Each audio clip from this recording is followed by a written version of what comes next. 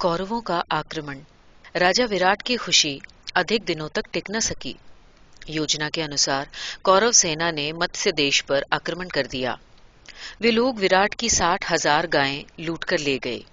विराट नगर में कौरवों के आक्रमण से एकाएक बड़ी हलचल मच गई। त्रिगर्त राजा तो मामूली राजा न था, मगर कौरवों के पराक्रम से सभी घबराते थे। फिर जब ये सुना गया कि कौरवों की सेना के साथ भीष्म, द्रोणाचार्य और कर्ण जैसे महारथी आए हैं, तो स्वयं राजा विराट के मन में बड़ी खलबली मच गई।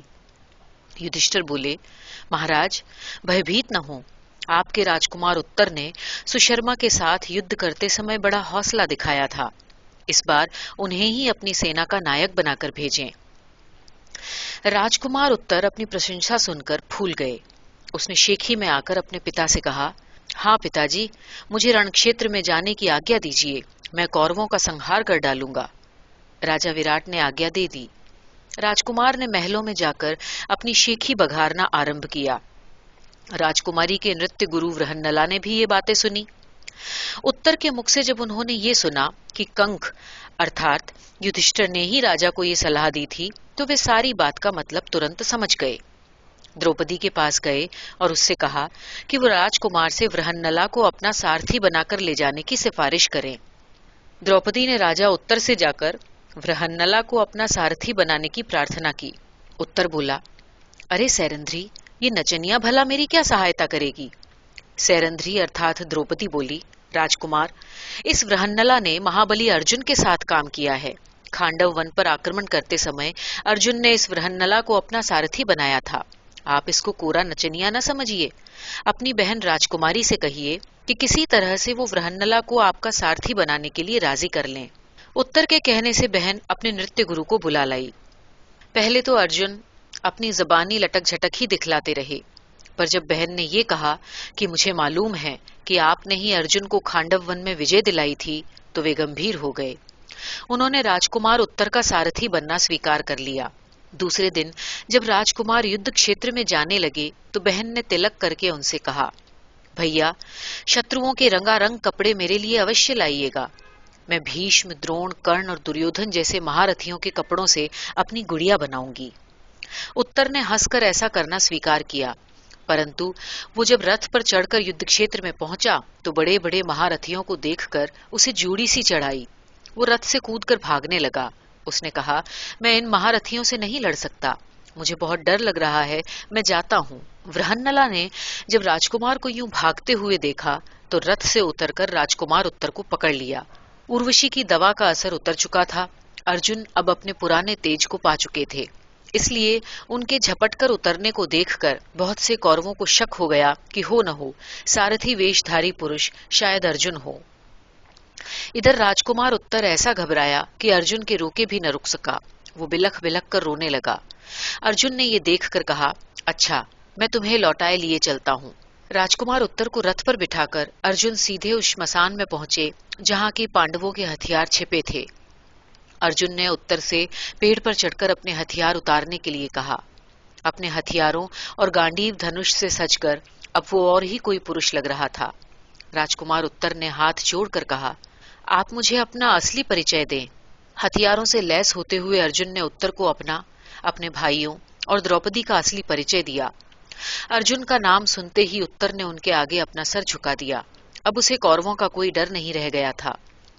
हथियारों से लैस होकर अर्जुन युद्ध के मैदान में आए। इस समय राजकुमार उत्तर उनका रथ चला रहा था। अर्जुन ने अपना शंख जोर से फूंका। शंख की आवाज सुनकर कौरवों को पता चल गया कि विराट की ओर से ही महाबली अर्जुन हमसे लड़ने आए हैं। सारे कौरव खुशी से नाचने लगे और उन्होंने कहा कि पांडवों का अज्ञातवास खंडित हो गया। अब हम उन्हें फिर से 12 वर्षों के लिए वनवास भेज सकते हैं। ये सुनकर भीष्म पितामह बोले, तुम लोग गलती पर हो। अर्जुन 13वें वर्ष में नहीं, 14वें वर्ष में तुम्हारे सामने आया है। तुम अब पांडवों का कुछ नहीं बिगाड़ सकते। जाओ, युद्ध की तैयारी करो। कर्ण बोला, मैं वर्षों से इसी दिन की प्रतीक्षा कर रहा था। आज अर्जुन को लोहे के चने चबाने पड़ेंगे। भयानक युद्ध छिड़ गया। अर्जुन के गांडीव की टनकार सुनकर कौरव सेना के कलेजे दहल दहल उठते थे। अर्जुन के बाणों ने शत्रुओं की सेना में हाहाकार मचा दिया था। कर्ण हार कर भागा। द्रोणाचार्य, भीष्म इत्यादि के सारथी और घोड़े अर्जुन के बाणों से तहस नहस हो गए। कृपाचार्य, द्रोणाचार्य, दुस्शासन एक एक करके सभी मैदान से भाग निकले। अपनी सेना के हौसले को पस्त होता देखकर सब महारथियों ने मिलकर अर्जुन से ये युद्ध किया, परंतु फिर भी उन्हें करारी मात खानी पड़ी। अर्जुन अपने दादा, गुरु और भाइयों को मारना नहीं चाहता था। वो उन्हें बंदी बनाकर विराट राजा के दरबार में भी नहीं ले जाना चाहता था। इसलिए अर्जुन ने अपने गांडीव पर चढ़ाकर बेहोश करने वाले अनोखे तीरों की वर्षा आरंभ कर दी। बाणों की सम्मोहन फलक से खुलकर कोई औषधि हवा में मिल जाती थी और लोग बेहोश हो जाते थे। सारी कौरव सेना बेहोश हो गई। अर्जुन ने उत्तर से कहा, जाओ और कौरवों के कपड़े उतार लाओ, लेकिन खबरदार भीष्म पितामह, द्रोणाचार्य और कृपाचार्य आदि के शरीर पर हाथ न लगाना, वे लोग मेरे पूज्य हैं। राजकुमार उत्तर की इस विजय के समाचार राजधानी में पहुंच गए। सब लोग खुशियां मनाने लगे। राजा विराट युधिष्ठिर के साथ बैठे हुए चौसर खेल रहे थे। उन्होंने खेलते खेलते बड़े गर्व से कहा, देखा कंक, मेरे बेटे ने आज प्रतापी कौरवों को हरा दिया। युधिष्ठिर बोले, महाराज, वृहन्नला की चतुराई से ही ये युद्ध जीता गया। राजा विराट को ये सुनकर बुरा लगा। उन्होंने फिर अपनी बात दोहराई। युधिष्ठिर ने फिर कहा कि वृहन्नला की कला से ही ये युद्ध जीता गया। बार बार ये बात सुनकर राजा विराट को क्रोध आ गया। उन्होंने अपने हाथ का पांसा उठाकर युधिष्ठिर के मुंह पर खींच मारा। युधिष्ठिर की नाक से खून बहने लगा। द्रौपदी संयोग से उस समय महाराज को ये सूचना देने आई थी कि राजकुमार उत्तर और वृहन्नला द्वार पर आ गए हैं। परंतु द्रौपदी ने जब युधिष्ठिर की नाक से खून बहते देखा तो झट से एक कटोरा लेकर इस लहू को धरती पर गिरने से रोक लिया। वो विराट से बोली, महाराज, वृहन्नला इनका लहू बहता न देख पाए, नहीं तो वो क्रोध में आकर आपका अमंगल कर डालेंगे। युधिष्ठिर ने भी झटपट अपनी नाक का लहू साफ कर लिया। इतने में ही राजकुमार भी वृहन्नला के साथ दरबार में आ गए। राजकुमार से सारी बातें सुनकर और पांडवों का असली परिचय पाकर राजा विराट अचंभे में आ गए। उन्होंने युधिष्ठिर से क्षमा मांगी। युधिष्ठिर बोले, हम लोग आपके उपकारों को भुला नहीं सकते। आपने जो अपराध किया वो अनजाने में किया। विराट बोले, मैं इसका प्रायश्चित करना चाहता हूँ। धर्मराज, मैं चाहता हूँ कि अपनी बेटी उत्तरा का विवाह महाबली अर्जुन के साथ कर दूं। अर्जुन बोले, नहीं महाराज, उत्तरा मेरी बेटी के बराबर है। युधिष्ठिर ने कहा, अर्जुन ठीक कहते हैं मत्स्य नरेश, पर हम आपके इस उत्तम प्रस्ताव को अवश्य स्वीकार करेंगे। हम दोनों के कुलों को घनिष्ठ संबंध में बंधना ही चाहिए, ये मैं भी मानता हूँ। मैं अर्जुन के बेटे अभिमन्यु के लिए आपकी बेटी उत्तरा का संबंध स्वीकार करता हूँ। इस प्रकार पांडवों के लिए हंसी खुशी के दिन आ गए। श्री कृष्ण को सूचना दी गई कि सुभद्रा अभिमन्यु के साथ विराट नगर पहुंचकर पांडवों से मिले, और विराट नगर की प्रजा तो ये जानकर खुशी से बावली हो उठी कि प्रतापी पांडवों ने अज्ञातवास का वर्ष उनके साथ बिताया था। सारा विराट नगर नाच, रंग और अभिमन्यु उत्तरा के विवाह की तैयारियों में मगन हो गया। अभिमन्यु का विवाह। विराट नगर में उत्तरा अभिमन्यु का विवाह हो रहा है। मुख्य मंडप में समधी लोग बैठे हैं। द्वारका से अभिमन्यु के मामा श्री कृष्ण और बलदेव पधारे हैं। यूं तो अभिमन्यु के नाना वसुदेव हैं, पर शायद वे बुढ़ापे के कारण लंबी यात्रा नहीं कर सकते, इसलिए नहीं आए। खैर, वे न सही, परंतु अभिमन्यु की सौतेली माँ द्रौपदी के पिता महाराज द्रुपद भी अभिमन्यु के सगे नाना के समान थे, और घर के बड़े बूढ़ों की तरह वे वहां मौजूद हैं। बड़ी खातिरदारियां हो रही हैं, और सब लोग सब तरह से बड़े सुख में बैठे हुए आपस में बात कर रहे हैं। धर्मराज युधिष्ठिर बोले, अभिमन्यु के ननिहाली लोग तो यहाँ सभी मौजूद हैं, लेकिन दादा के घर के लोग नहीं आए। इसका मुझे बड़ा दुख है। भगवान की दया से अभिमन्यु के परदादा हमारे भीष्म पितामह जीवित हैं, विदुर जी हैं, और हमारे धृतराष्ट्र चाचा और कौरव भाई लोग हैं, मगर आपसी बैर फूट के कारण आज उनमें से यहाँ कोई उपस्थित नहीं। जब ये बात छिड़ी तो फिर आगे पीछे की सभी बातें सामने आने लगीं। महाराज द्रुपद ने अपने दामाद युधिष्ठिर से पूछा, अज्ञातवास का वर्ष भी पूरा हो गया। धर्मराज, अब आगे के लिए आप लोगों का क्या विचार है? कहाँ रहेंगे? राजपाट कैसे पाएंगे? इन सब बातों पर आप लोगों ने कुछ न कुछ विचार तो किया ही होगा। युधिष्ठिर बोले, मान्यवर, हमने कुछ सोचा तो अवश्य है, पर अभी कोई निर्णय नहीं ले सके। हम ये चाहते हैं कि अपनी बात कहने से पहले एक दिन आप लोगों के विचार सुने। ब्याह के बहाने सभी सगे संबंधी, मित्र, राजे महाराजे यहाँ आए हुए हैं। सबसे बड़ी बात यह है कि आप और श्री कृष्ण यहाँ मौजूद हैं। इसलिए मेरा निवेदन है कि आप भाई श्री कृष्ण से सलाह करके कल किसी समय एक गुप्त विचार गोष्ठी कर लें। आप लोगों की बातों में हम पांडव भाइयों के मनों की सभी बातें निश्चय पूर्वक आ जाएंगी, और यदि कोई रह गई तो उसे मैं विचार करने के लिए आप लोगों के सम्मुख कह दूंगा। महाराज द्रुपद ने श्री कृष्ण से धीरे धीरे बातें की और उनकी सहमति से दूसरे दिन दोपहर बाद राजा विराट के महल में किसी सुरक्षित स्थान पर बैठकर गुप्त गोष्ठी करने की बात पक्की हो गई। ब्याह के बाद बड़ी भारी जेवनार हुई। समधियों को सोने के थालों और हीरे जवाहरात जड़ी कटोरियों में 56 भोग परोसे गए। जो लोग मांस खाने वाले थे उनके लिए तरह तरह के मांसाहारी भोजन थे, और जो लोग शाकाहारी थे उनके लिए भी तरह तरह की स्वादिष्ट सामग्रियां बनी थीं। पुराने लोग खाने में बड़े धाकड़ होते थे। सबने खूब डटकर खाया, लेकिन सबसे ज्यादा मजा तो अभिमन्यु के मझले ताऊ महाबली भीम को खाने में आया। अपने दुख के दिनों में चूंकि वे अपने समधी के महलों में रसोइये का काम कर चुके थे, इसलिए पहले तो वो संकोच करते रहे, लेकिन जब श्री कृष्ण, बलदेव, सात्यकी आदि सभी भाई बंधु हंसी हंसी में उन्हें ललकारने लगे तो उन्हें जोश आ गया। श्री कृष्ण ने कहा, भीम भैया बड़े पेटू बनते हो, जरा समधी के यहाँ अपनी करामात दिखाओ तो हम माने। ये सुनकर सब लोग हंस पड़े। राजा विराट तुरंत भीम के पास जाकर पहुंचे और हाथ जोड़कर कहा, समधी जी, आपके भाइयों ने तो आपको भोजन करते देखा है, पर मुझे कभी ऐसा सुअवसर नहीं मिला। मैंने ये भी सुना है कि कुछ राक्षसों के लिए बनाया गया छकड़ा भर भोजन आप अकेले ही चट कर गए थे। हमें ये बात सुनकर विश्वास नहीं हुआ था। क्या आप सचमुच इतना भोजन कर सकते हैं? ये सुनकर भीम अपनी कमर का फेंटा ढीला करके तन कर बैठ गए और कहने लगे, लाइए, क्या क्या माल खिलाना चाहते हैं मुझे। लड्डू, कचौड़ियां, मालपुआ के डले आने लगे और भीम दनादन उन्हें अपने पेट के खजाने में डालने लगे। दूसरे लोगों की भूख तो उनका खाना देखकर ही मिट गई। खूब हंसी मजाक रहा। दूसरे दिन महाराज विराट की गुप्त मंत्रणा गृह में 8-10 बड़े बड़े राजे महाराजे इकट्ठे हुए। कमरे के चारों ओर कड़ा पहरा लगा दिया गया, जिससे कि कोई बाहर वाला उनकी बातें सुनने के लिए आसपास छिपकर खड़ा न हो सके। श्री कृष्ण ने सबसे कहा, हमने ये माना कि धर्मराज से जुआ खेलने की चूक हुई, परंतु उसके लिए उन्होंने अपने भाइयों और द्रौपदी के साथ बहुत दुख भोग लिए। 12 वर्ष जंगलों में भटकते हुए बिताए और 13वें वर्ष में अज्ञातवास की शर्त भी उन्होंने सफलतापूर्वक पूरी की। अब हम समझते हैं कि हस्तिनापुर वालों से ये कह दिया जाए कि कम से कम इनका आधा राजपाट वो लौटा दें। आपस का मामला है, दोनों ही अपने सगे संबंधी हैं, इसलिए हम सबको मिलकर अब इस झगड़े को समाप्त कर देना चाहिए। बलदेव बोले, मैं कृष्ण की बातों से सहमत हूँ। मैं समझता हूँ कि किसी बुद्धिमान और नीति कुशल आदमी को हस्तिनापुर के दरबार में भेजकर हमें भीष्म और महाराज धृतराष्ट्र को ये संदेश भेजना चाहिए कि युधिष्ठिर से बड़ी चूक हुई। वो जुआ खेलने में बच्चे थे, फिर भी शकुनी जैसे धूर्त के साथ खेलने बैठ गए। मगर उनकी इस नादानी को बड़े लोग क्षमा करें और अपना प्रभाव डालकर सुयोधन से युधिष्ठिर का राज्य इन्हें वापस दिला दें। सात्यकी ये सुनकर तप गए।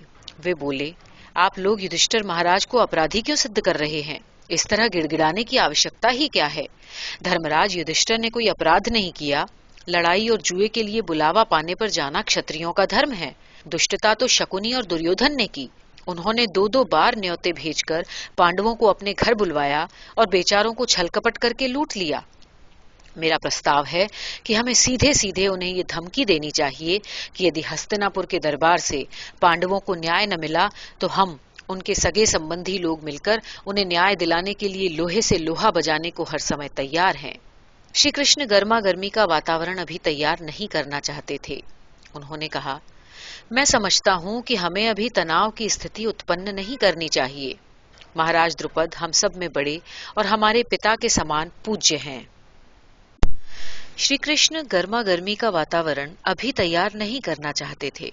उन्होंने कहा, मैं समझता हूँ कि हमें अभी तनाव की स्थिति उत्पन्न नहीं करनी चाहिए। महाराज द्रुपद हम सब में बड़े और हमारे पिता के समान पूज्य हैं। वे ही सब बातों का विचार करके कोई निर्णय लें तो उचित होगा। अभिमन्यु के विवाह के बहाने हम सब लोग यहाँ इकट्ठा हुए हैं। दुख और चिंता के बुरे दिनों के बाद ये सुख का दिन पाया है, जो हमने बहाने से बैठकर ये आवश्यक बात भी यहाँ छेड़ ली।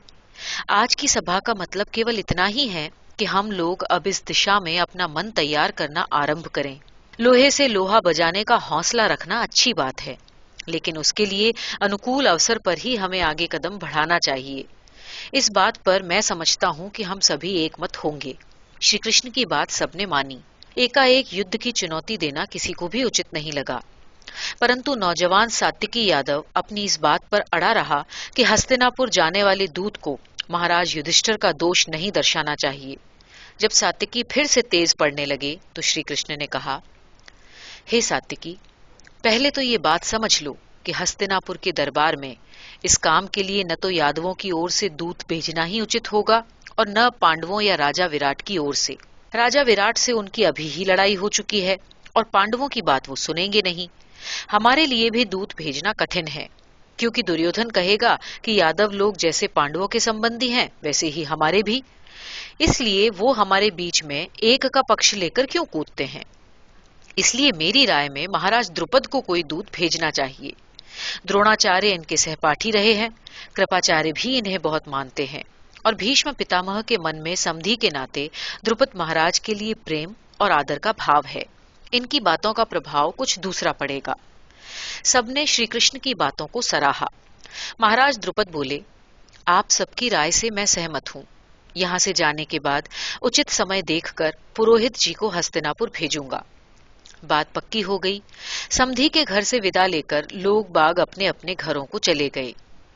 महाराज द्रुपद भी बहू को विदा करा के अपने दामादों और संग संगातियों को लेकर अपनी राजधानी गए और वहां सबको बड़ी खातिरदारी से रखा। उन्होंने चतुर राजनीतिज्ञ की तरह हस्तिनापुर दरबार में अपने पुरोहित को भेजने से पहले अपने सुयोग्य और नीति कुशल मंत्रियों के साथ बैठकर विचार किया। ये तय किया कि पहले देश विदेश के मित्र राजाओं का मनोबल अपने हित में संगठित करके फिर अपनी शक्ति को तौलकर हस्तिनापुर दरबार में अपना दूत भेजना चाहिए। इसी नीति के अनुसार दूसरे राजा महाराजाओं के यहाँ सहायता पाने के लिए चतुर दूतों को रवाना किया गया।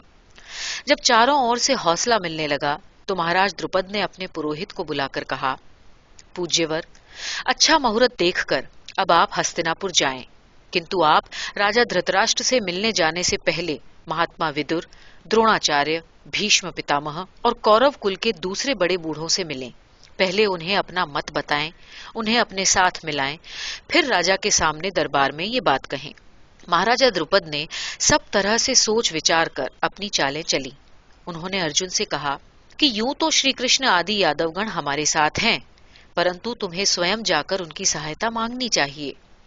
अर्जुन उनकी बात मानकर द्वारका की ओर चल दिए। जब पांडवों की ओर से ये राजनीतिक चालें चली जा रही थी, तब दुर्योधन भी चुप नहीं बैठा था। उसने भी दूर दूर के राजे महाराजाओं के पास सहायता पाने के लिए अपने भाइयों और चतुर मंत्रियों को भेजना प्रारंभ कर दिया। उन दिनों आर्य और शक राजे महाराजे की सीमा आज के भारतवर्ष के नक्शे से कहीं अधिक दूर ठेठ ईरान, इराक, तुर्किस्तान, अजरबैजान आदि देशों तक फैली हुई थी। बगदाद शहर उन दिनों भगदात या भगदत्त कहलाता था।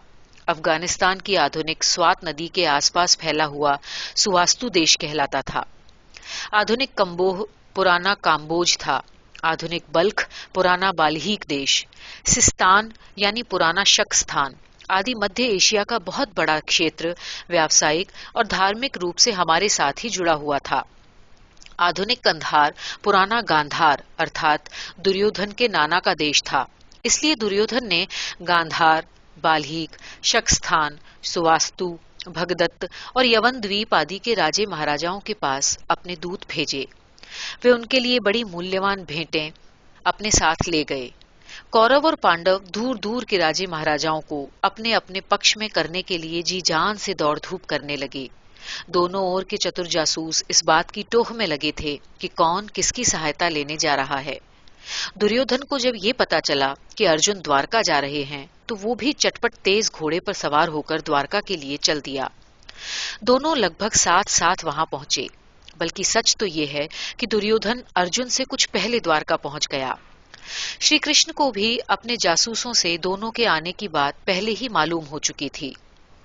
जब उन्होंने सुना कि दुर्योधन पहले पहुंच रहा है तो उन्होंने चट से अपनी नीति विचार ली। दोपहर का समय था, वो सोने चले गए। नौकरों से कहा कि दुर्योधन अगर आते ही उनसे मिलने का हठ करें तो मेरे कमरे में उसे ले आना और मेरे सिरहाने के पास कुर्सी रखकर उन्हें बिठा देना। नौकरों ने ऐसा ही किया। दुर्योधन सिरहाने के पास बैठ गए और श्री कृष्ण के जागने का इंतजार करने लगे। इतने में ही अर्जुन भी वहां पहुंच गए। नौकर लोग जब तक उनके लिए कुर्सी लाएं तब तक वो श्री कृष्ण के पलंग पर पैताने की ओर चुपके से बैठ गए। श्री कृष्ण ने अपना राजनीतिक नाटक पूरा करके आंखें खोली। पहले उन्हें अर्जुन दिखलाई दिए।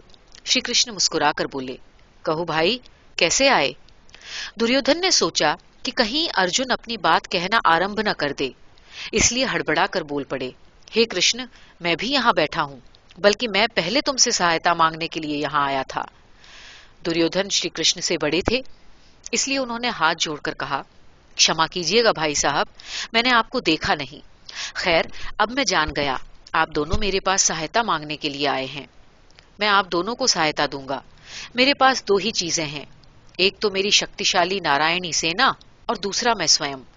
मेरी सेना जिसके साथ जाएगी उसी की होकर लड़ेगी, मगर मैं जिस पक्ष में जाऊंगा उसके लिए और चाहे जो काम करूं, पर हथियार नहीं उठाऊंगा। अब आप दोनों आपस में ये तय कर लें कि किसे क्या चाहिए। चूंकि अर्जुन आपसे आयु में छोटा है और चूंकि उस पर मेरी दृष्टि पहले गई, इसलिए मैं अर्जुन से ही पूछूंगा कि उन्हें क्या चाहिए। दुर्योधन का दिल धड़धड़ा उठा कि कहीं अर्जुन उनसे उनकी सेना न मांग ले, किंतु अर्जुन दुर्योधन से अधिक चतुर था। उसने कहा, हे केशव, मैं तुम्हें चाहता हूं, तुम भले निहत्ते रहो पर मेरे सारथी बन जाना। अर्जुन की मांग सुनकर दुर्योधन बहुत प्रसन्न हुआ। यादवों की नारायणी सेना परम शक्तिशाली थी। उसे पाकर दुर्योधन को लगा कि अब उसकी जीत निश्चित है। वो बेचारा ये नहीं जानता था कि जिस पक्ष में धर्म और श्री कृष्ण होते हैं, जीत उसी की होती है। शल्य का स्वागत। नकुल और सहदेव के मामा शल्य अपने बड़े भांजे युधिष्ठिर का संदेशा पाकर उनसे मिलने के लिए चल पड़े।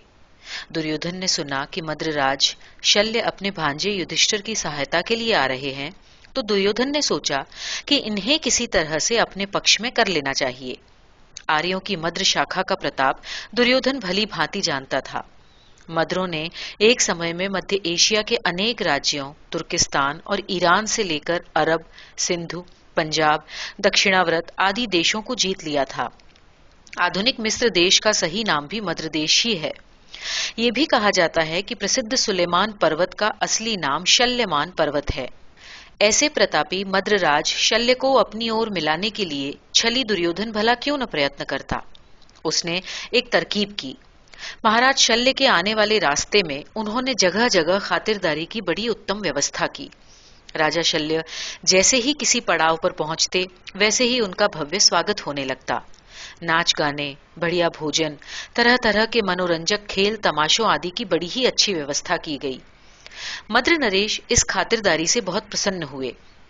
उनका ये अनुमान था कि सारा प्रबंध पांडवों की ओर से ही हो रहा है। कुरुक्षेत्र की सीमा में जब वो पहुंचे तो उनकी खातिरदारियों में और अधिक वृद्धि हो गई। खुद दुर्योधन भी छुपकर वहां पहुंच गया था। ऐसी सेवाओं से प्रसन्न होकर महाराज शल्य ने कहा, मेरे भांजे युधिष्ठिर को कहलवा दो कि मैं उसकी व्यवस्था से बहुत संतुष्ट हूं। व्यवस्थापक हाथ जोड़कर बोला, धर्मावतार, आपकी सेवा के लिए ये व्यवस्था राजा दुर्योधन की तरफ से हुई है और वो स्वयं भी आपकी सेवा में उपस्थित हैं। ये सुनकर शल्य को लगा कि वे ठग लिए गए हैं, पर जो बात मुख से निकल गई सो निकल गई।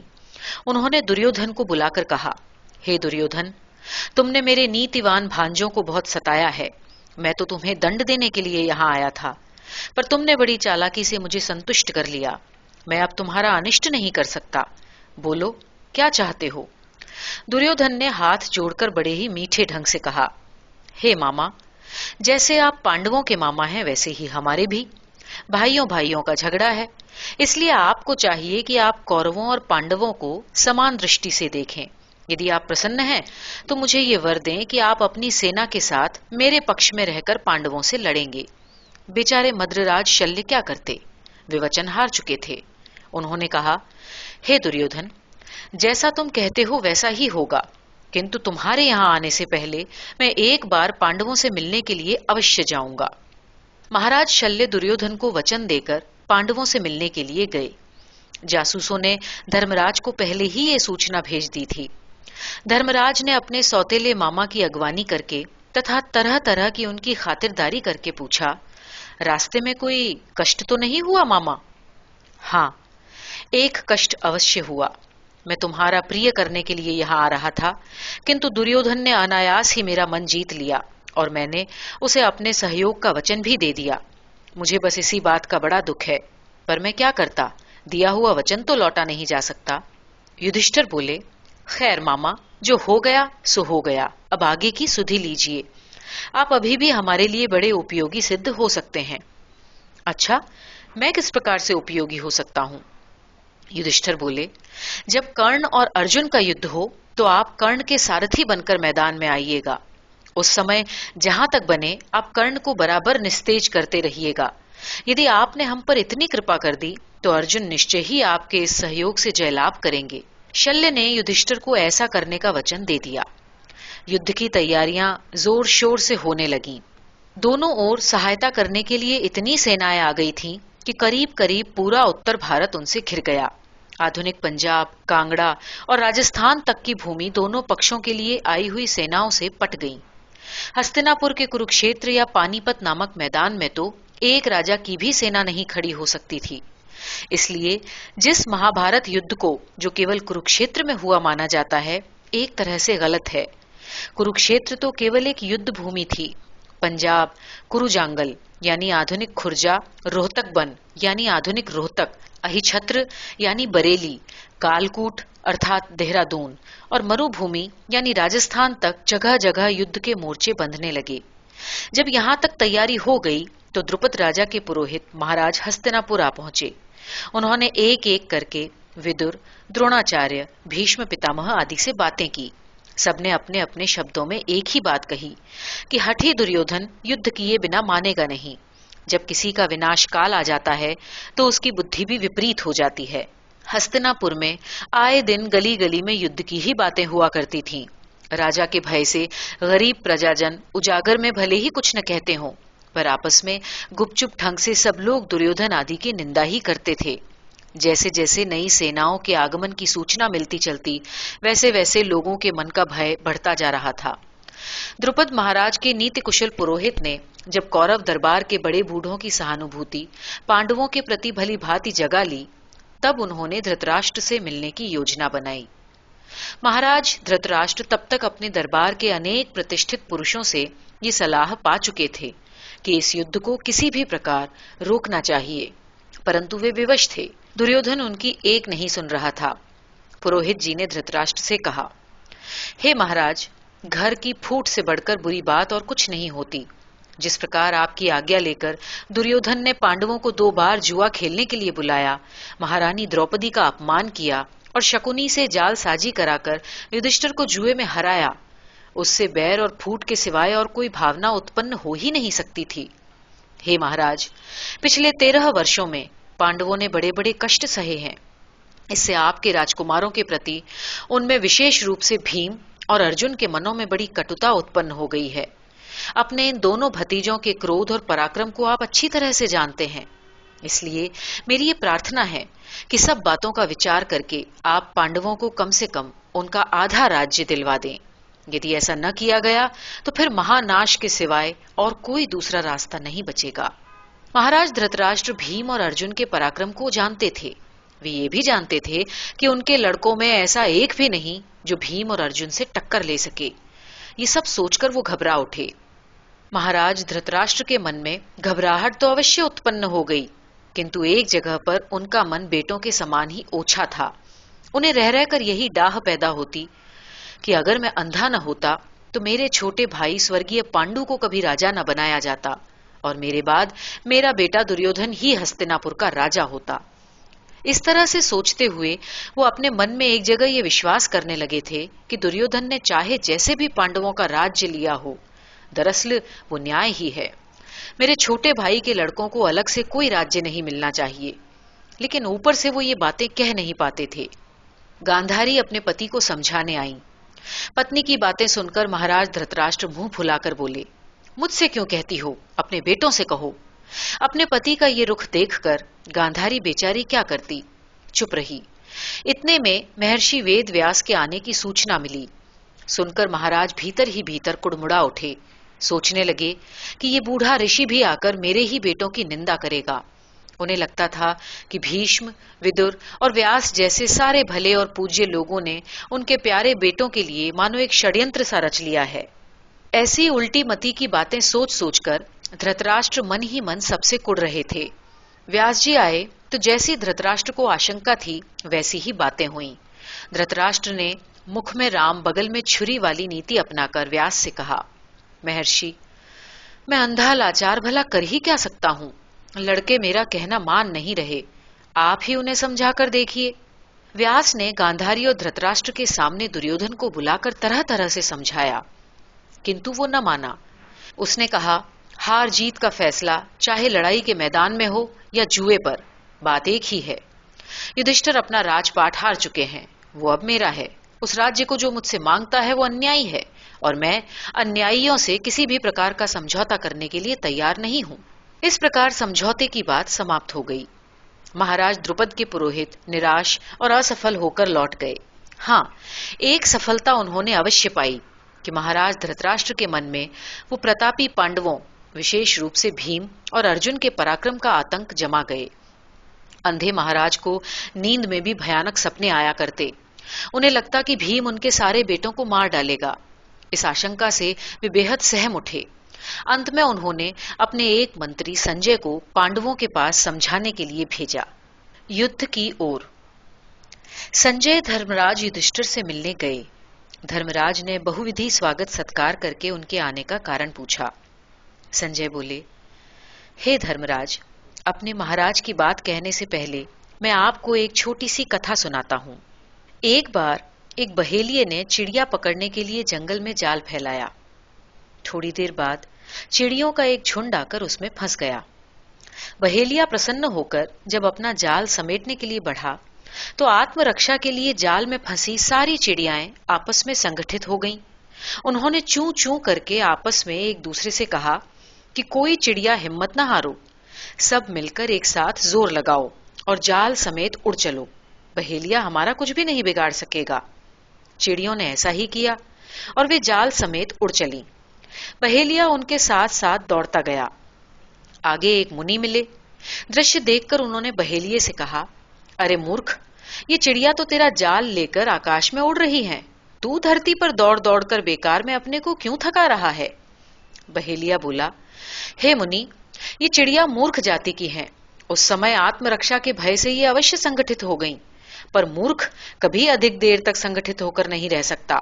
इसलिए जब ये आपस में लड़कर नीचे गिरने लगेंगी तब मैं इन्हें पकड़ लूंगा। थोड़ी देर बाद ऐसा ही हुआ। आपसी बैर के कारण चिड़िया बहेलिये की पकड़ाई में आ गई। हे धर्मराज, इसी तरह यदि आप दोनों भाई आपस में लड़ेंगे तो कोई तीसरा आदमी आप दोनों को समाप्त करके आपका राज्य हड़प ले जाएगा। युधिष्ठिर ये कथा सुनकर बोले, संजय जी, हम आपके विचारों का आदर करते हैं। हम भी घर की फूट को बहुत बुरा मानते हैं, पर सुयोधन आदि हमारे भाई जब अन्याय करने पर तुल ही गए हैं तो आप ही बतलाइए, हम आखिर कब तक चुप रहें। और जहां तक विनाश का संबंध है, मैं आपको विश्वास दिलाता हूं कि यदि दुर्भाग्यवश ये युद्ध हुआ भी तो इसमें कौरव ही मारे जाएंगे।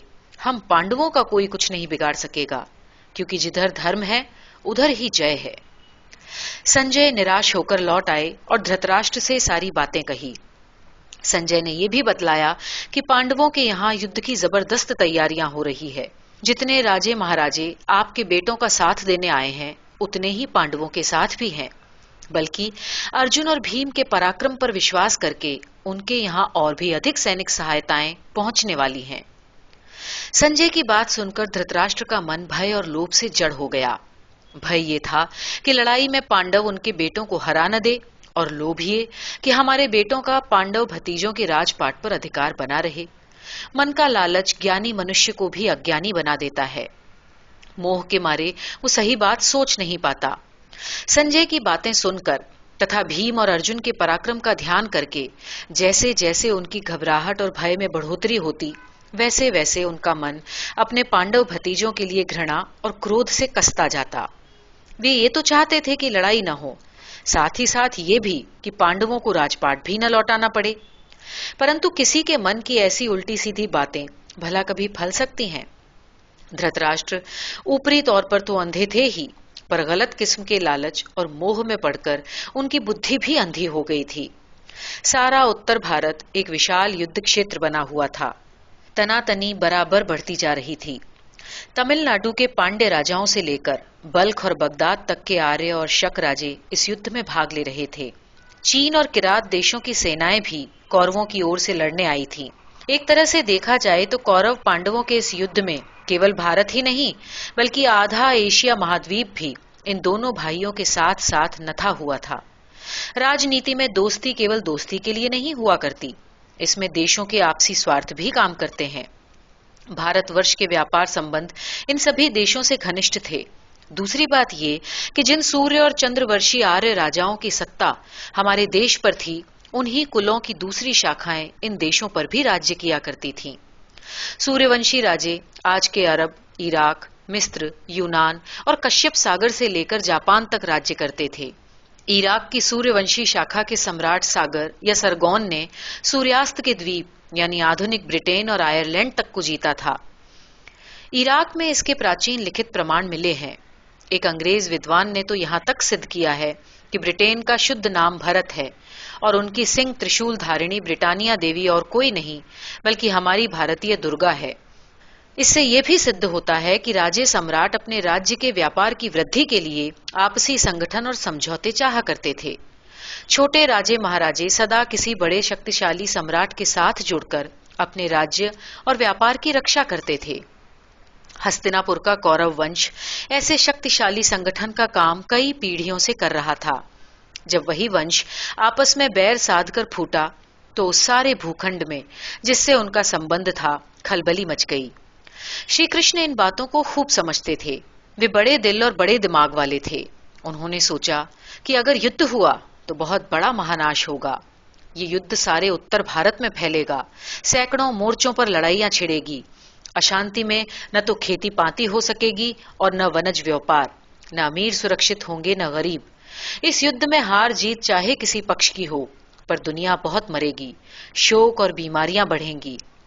श्री कृष्ण ने सोचा कि एक बार कोशिश करके अवश्य देखना चाहिए। यदि ये युद्ध रुक सके तो भली बात होगी, और यदि न रुके तो कम से कम इस तरह संचालित हो कि अंत में पांडव ही जीतें। उनकी नीतियों पर चलकर ही सुखद संसार का निर्माण हो सकता है। धृतराष्ट्र और पांडु के बेटों की राजनीति में अंतर ये था कि कौरव बड़े तानाशाहों के साथ मिलकर छोटे छोटे गणतंत्रों और राज्यों को कुचलते थे। इसके विपरीत पांडव लोग उनकी रक्षा करते थे। पांडव अपनी शक्ति से दुष्ट राजाओं और लुटेरों का दमन करते थे। श्री कृष्ण भी यही चाहते थे कि युद्ध हो तो उसके परिणाम बहुजन के लिए सुखद हों, पर जहां तक हो सके वहां तक इस युद्ध को होने से रोका जाए। हर तरह से संसार का कल्याण विचार करके श्री कृष्ण द्वारका से चले। जगह जगह श्री कृष्ण का स्वागत होता था।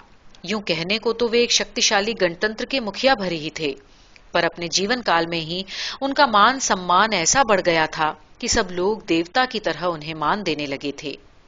जिन राज्यों से श्री कृष्ण का रथ निकलता, उनके राजे महाराजे या गण प्रमुख अपने अपने सैकड़ों प्रजाजनों के साथ उनका स्वागत करते। ऐसे स्वागत समारोहों के साथ श्री कृष्ण अपने फुफेरे भाई पांडवों के यहाँ पहुंचे। युधिष्ठिर, भीम, अर्जुन आदि से उन्होंने जी खोलकर बातें की। युधिष्ठिर ने कहा, भैया कृष्ण, तुम तो ये जानते ही हो कि व्यर्थ की लड़ाई भिड़ाई में मुझे कोई सुख नहीं मिल सकता। दुर्योधन की हठ धर्मिता ये महाविनाश ला रही है। हस्तिनापुर से जो समझौते के प्रस्ताव आए वो नकली थे। ऐसा लगता है कि धृतराष्ट्र चाचा भी मन से यही चाहते हैं कि हम लोग मिट जाएं। हो सके तो तुम एक प्रयत्न करके देख लो। कृष्ण बोले, मैं भी यही सोच रहा हूं। असल में हस्तिनापुर जाने से पहले मैं आप लोगों से सलाह कर लेना चाहता था, इसीलिए पहले यहां आया। अब श्री कृष्ण हस्तिनापुर के लिए रवाना हुए। हस्तिनापुर नगर के पास उपलब्ध नगर में जब उनकी सवारी पहुंची तो हजारों लोग उनका नाम सुन सुनकर उनके दर्शन के लिए उमड़ पड़े। हस्तिनापुर तक बच्चे बच्चे की जबान पर बस यही सुनाई पड़ता था कि वासुदेव श्री कृष्ण समझौता कराने के लिए आ रहे हैं। उपलव्य नगर से अब वे वृक्षस्थल की तरफ पहुंचे। रात में वहीं उनका पड़ाव पड़ेगा। उपलव्य नगर से वृक्षस्थल तक सारी आबादी श्री कृष्ण के दर्शन के लिए उमड़ पड़ी। उनके लिए भेंटों पर भेंटें चली आ रही थी। सारा आकाश उनकी जय जयकारों से गूंज रहा है। धृतराष्ट्र के दूतों ने जब ये सूचना दी तो उनके सारे शरीर में रोमांच हो आया। उन्होंने दुर्योधन को बुलाकर कहा, बेटा, तुमने सुना ही होगा कि श्री कृष्ण पांडवों की ओर से समझौते का प्रस्ताव लेकर हमारे यहाँ आ रहे हैं। उनके स्वागत का शानदार प्रबंध करो। वे इतने लोक पूज्य व्यक्ति हैं कि जरा सी चूक होने से ही दुनिया हमारा नाम धरने लगेगी। देखो, मैं तुम्हें बार बार चेताए देता हूं, श्री कृष्ण के प्रति तुम तनिक भी असावधानी न बरतना। दुर्योधन तप कर बोला, कृष्ण मेरा क्या बिगाड़ सकता है? उनकी सेना मेरे ताबे में है।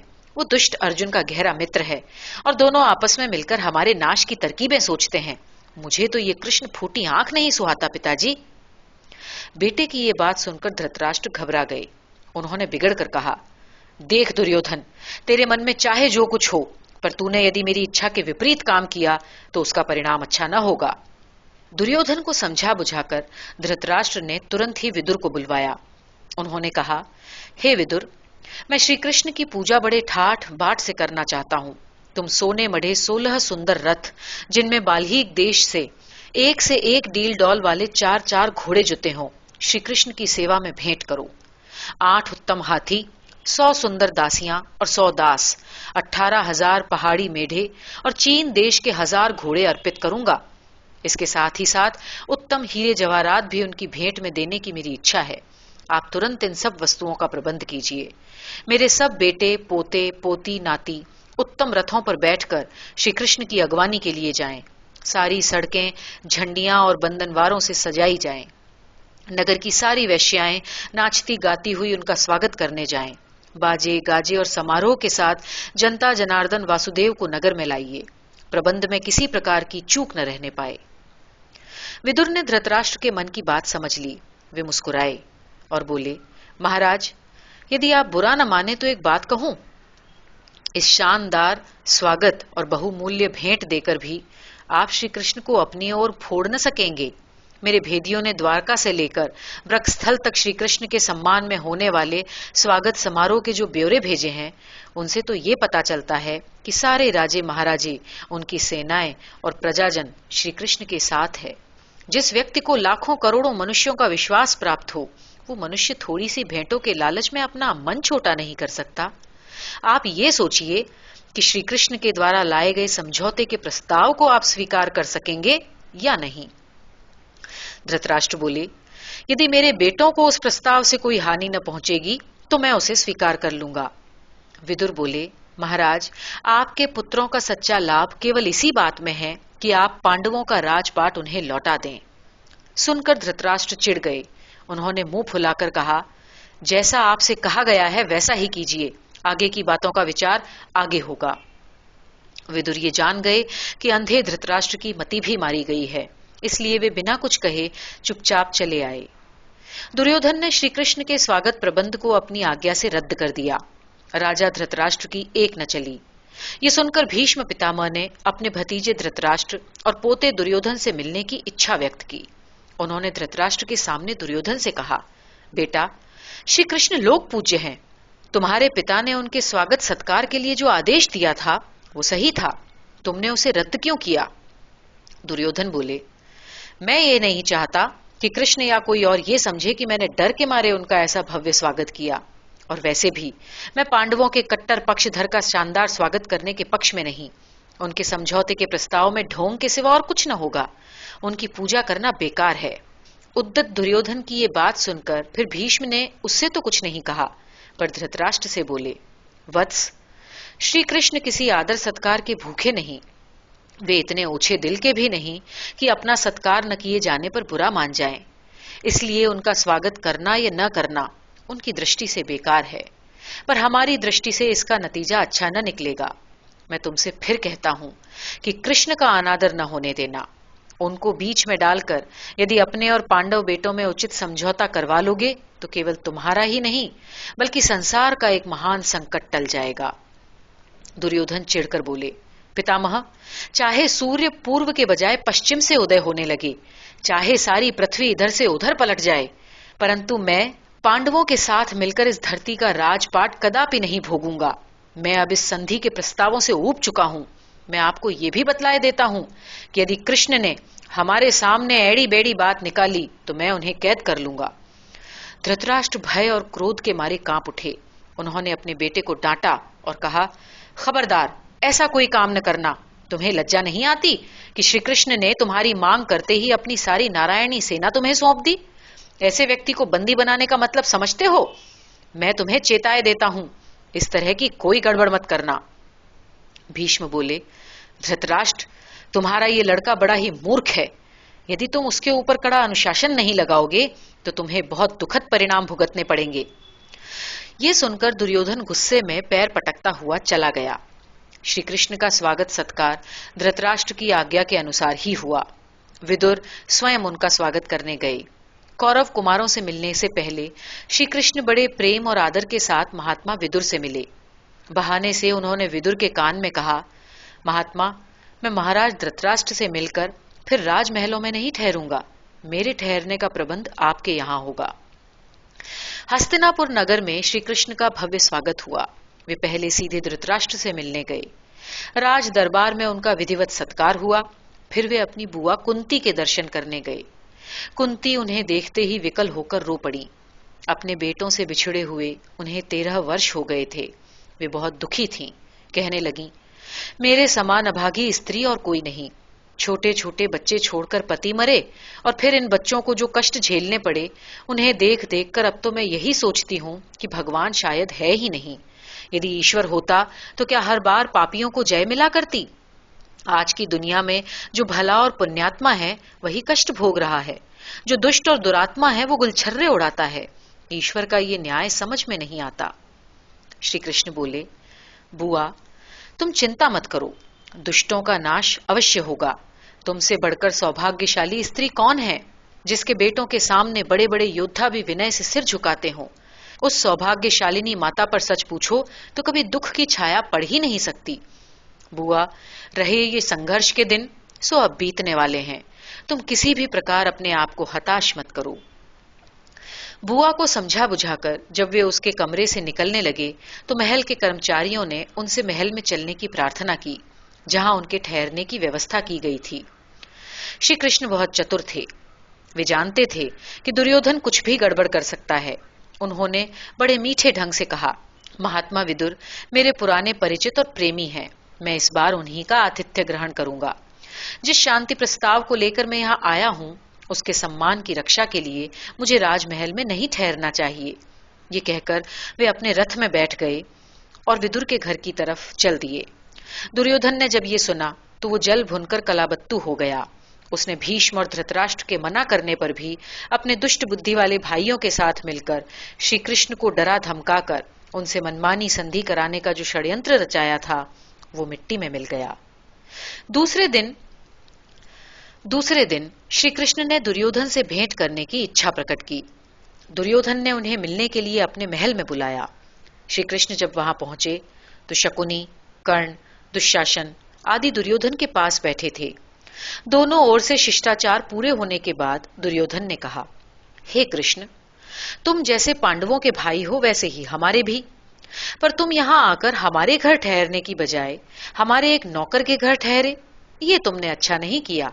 न तो तुमने हमारे यहाँ का खाया पिया। ये भला सगे संबंधियों के योग्य व्यवहार है? कृष्ण बोले, दुर्योधन भाई, इस समय नातेदार के रूप में नहीं बल्कि एक दूत के रूप में आया हूं, और दूत जब काम कर लेता है तभी सत्कार ग्रहण करता है। दुर्योधन बोला, तुम भला मेरा क्या काम करोगे कृष्ण? तुम मेरे साथ तो न्याय करने आए ही नहीं हो। मैं तो तुम्हें तभी अपना मानूंगा जब मेरे साथ भोजन करो, नहीं तो मैं समझूंगा कि तुम्हें मुझसे द्वेष है। श्री कृष्ण मुस्कुराए, बोले, भाई, तुम ये जो बार बार मुझसे भोजन कर लेने का आग्रह कर रहे हो वो आग्रह प्रेम भरा नहीं, द्वेष भरा है। तुमने अवश्य ही मुझे भोजन कराने के बहाने किसी षड्यंत्र की योजना बनाई है। मैं प्रेम का भूखा हूं भाई, तुम्हारे 56 भोगों का नहीं। तुम मुझे पहले ये बताओ कि पांडवों को उनका आधा राज्य लौटाने की शर्त पर उनसे समझौता करने पर राजी हो या नहीं? नहीं, कदापि नहीं। आधा राज्य देना तो बहुत बड़ी शर्त है केशव। मैं तो सुई की नोक पर जितनी मिट्टी चढ़ सकती है, अपने राज्य की उतनी मिट्टी भी बिना युद्ध के पांडवों को कदापि नहीं दूंगा। तब तो बात ही समाप्त हो गई। अब तुम्हें जैसा सूझ पड़े वैसा करना। मुझे तो ये दिखलाई पड़ रहा है कि तुम सब मृत्यु के मुख में पहुंच चुके हो। ये कहकर वे तेजी से बाहर निकल आए। दूसरे दिन राजसभा में उन्होंने अपना शांति प्रस्ताव औपचारिक रूप से रखा।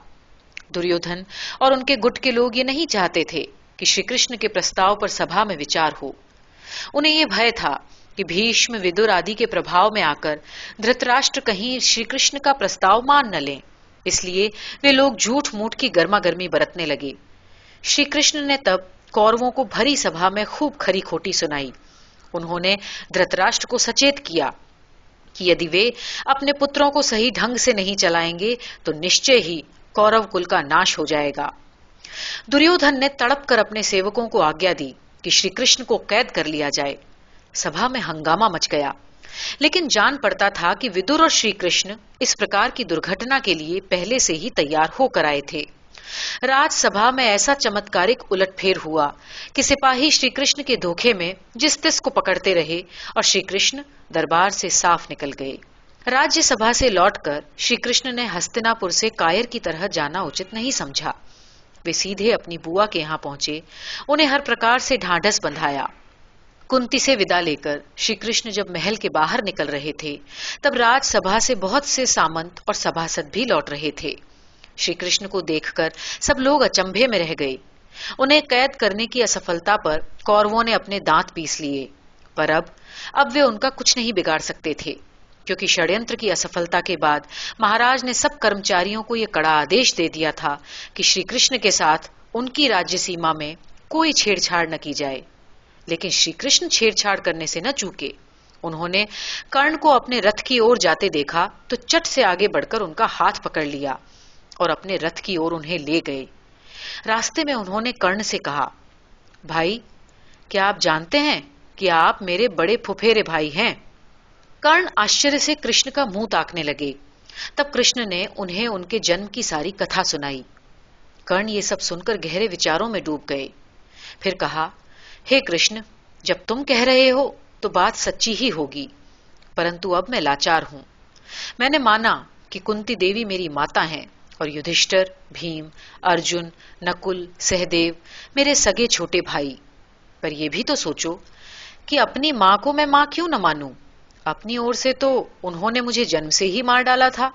सूत अधिरथ ने मुझे यदि न बचाया होता तो आज मेरा कहीं पता भी न होता। माता के दुर्व्यवहार के कारण ही श्रेष्ठ क्षत्रिय कुल में जन्म लेकर भी मैं सूत पुत्र कहलाता हूं। मुझे जीवन भर घोर अपमान सहना पड़ा है। यदि दुर्योधन ने मेरी सहायता न की होती तो आज मैं कौड़ी का 3 होता। हे कृष्ण, तुम्हारे प्रति, कुंती माता और अपने सभी भाइयों के प्रति इस समय मेरे मन में बड़ा प्रेम भाव जाग रहा है, परंतु मैं अपने धर्म से कदापि विमुख नहीं होऊंगा। जिसने मुझे सहारा दिया है उसका साथ मैं कदापि नहीं छोड़ूंगा। कर्ण के इस कथन से श्री कृष्ण के मन में उनके प्रति आदर भाव जागा। वे समझ गए कि कर्ण के समान महापुरुष को किसी भी लालच से अपनी ओर कर लेना कठिन है। फिर भी घर आकर उन्होंने विदुर को यह संकेत दिया कि वे कुंती माता को एक बार कर्ण से मिलने के लिए प्रेरित करें। विदुर से बात होने पर कुंती ने कर्ण से मिलने का निश्चय किया। दूसरे दिन प्रातःकाल कुंती माता गंगा के तट पर उस जगह गई जहां कर्ण पूजा किया करते थे। माता ने देखा कि उनका बेटा सूर्य भगवान को अर्घ्य दे रहा है। कुमारावस्था में पैदा होने वाला ये बेटा, कुंती ने आज तक उससे एक बार भी बात नहीं की थी, किंतु आज एकांत में उसे देखकर माता का हृदय भर आया। सूर्य को अर्घ्य देने के बाद कर्ण जब पलटा तो देखा कि सामने मां खड़ी थी। श्री कृष्ण से सच्ची बात जान लेने के कारण आज पहली बार कर्ण कुंती को देखकर धक्क से रह गया। वो जानता था कि मां उससे कुछ मांगने आई है। उसने अपने मन को कस लिया, हाथ जोड़कर कहा, हे देवी, राधा और अधिरथ का पुत्र कर्ण तुम्हें प्रणाम करता है। ये सुनकर कुंती देवी रो पड़ी। उसका हाथ पकड़कर कहा, मेरे लाल, तेरी माता राधा नहीं, मैं हूं। कर्ण ने रूखाई से कहा, जानता हूं अम्ब कि आपने ही मुझे जन्म दिया, परंतु जन्म देकर भी आपने मुझे मारना ही चाहा, इसलिए जिसने मुझे बचाया और पाला, अब तो वही मेरी माता है। कुंती बोली, बेटा, स्त्री की मजबूरी को तू नहीं समझ सकता। अपना बस चलते कोई भी मां अपने बच्चे को त्याग नहीं सकती। जो हुआ उसे भूल जाओ। भूल जाऊं? कैसे भूल जाऊं मां? और यदि भूलना भी चाहूं तो क्या परिस्थितियां मुझे भूलने देंगी? तो क्या परिस्थितियों के कारण ही तू अपने सगे छोटे भाइयों से लड़ेगा? मेरे भाई अब दुर्योधन आदि हैं। उन्होंने ही मुझे सहारा देकर आज सब तरह से लायक बनाया। यदि मैं उनका साथ छोड़ दूं तो क्या मैं विश्वासघाती न कहलाऊंगा मां? कर्ण का ये उत्तर सुनकर कुंती एक क्षण के लिए मौन हो गई। फिर उसने कहा, खैर, इस बात को जाने दे। मैंने सुना है कि तुम जैसे शूरवीर हो वैसे ही दानवीर भी। तुम्हारे यहां से कोई निराश होकर नहीं लौटता। क्या तुम अपने भाइयों को प्राणदान दोगे? कर्ण विचार में पड़ गया। कुछ सोचकर बोला, मैं तुम्हें वचन देता हूं मां कि अर्जुन को छोड़कर मैं और किसी से भी नहीं लड़ूंगा। युद्ध में यदि मैं मारा गया तो कोई बात नहीं, किंतु यदि अर्जुन मारा गया तब भी तुम्हारी विशेष हानि न होगी। तुम्हारे 5 बेटे तब भी बने ही रहेंगे। बेटा, मैं ये चाहती हूं कि मेरे ज्येष्ठ पुत्र की हैसियत से तू ही राजगद्दी पर बैठे। युधिष्ठिर दुर्योधन की तरह स्वार्थी नहीं, पर जब वो सत्य को जान लेगा तो वो स्वयं ही तुमसे राजमुकुट पहनने का आग्रह करेगा। परंतु मैं युधिष्ठिर का वो अधिकार छीनना नहीं चाहता जो अब तक उसे प्राप्त है। मेरे ऐसा करने पर लोग को मेरी मां की पाप कथा भी मालूम हो जाएगी। नहीं मां, इन सब प्रलोभनों से तुम मेरा मन नहीं बदल सकोगी। कुंती निराश होकर लौट आई। वे इस बात को भली भांति जान गईं कि कर्ण को उसके धर्म से डिगाना असंभव है।